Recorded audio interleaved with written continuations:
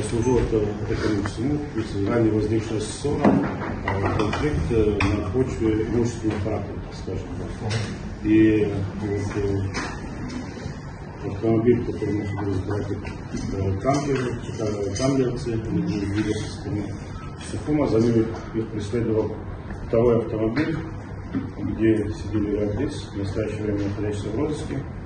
То есть фактически получилось следующим образом. 6 человек выехали из города Сухум в направлении псов в поиске таких велосипедных камер. То есть получается, что они теперь с ним как-то расправятся. Далее, достигнув их на КПП, с автомобиля второго, так сказать, преследуемого, открылась стрельба, там с салона автомобиля, была стрельба, после чего был ранен один из братьев Каменца. После этого также были еще двое граждан ранены, также убиты, как вы знаете, граждане республики по фамилии Акова.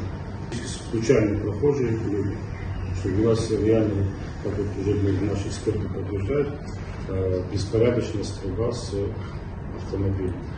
Далее данные лица покинули автомобиль, в сторону поселка двинулись, где их ожидал второй автомобиль, который должен был привезти. Фактически они их отвезли от места преступления. В этом поселке, насколько нам известно, высадили. Те трое граждан, которые оказывали пособническую деятельность, они на сегодняшний день задержаны. Ведется с ними оперативно-следственные мероприятия. По остальным проводятся разыскные мероприятия.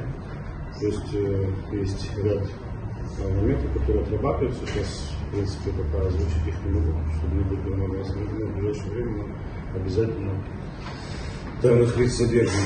Помимо этого, со стороны Камеля позже была стрельба, то есть в ответку, после чего данный гражданин пересек границу на территории Российской Федерации.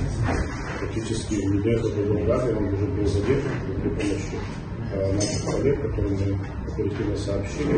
Данного его задержали, передать. С ним также будем проводить работу для выяснения вообще в целом обстоятельств, которые послужили к всему тому, что произошло. Конечно, это ужасающее событие, которое именно не должно было быть, и когда мы задержим, наверное, тех, кто конкретно это совершил, он получит конкретное пояснение, как могло так произойти, что ты понимаешь, что такое количество граждан находится на этом посту, там невинные люди, там наши сотрудники таможни, пограничники. Фактически человек стрелял в пост, без разбора, кто может попасть под верху. Вот такая вот ситуация на сегодняшний день есть.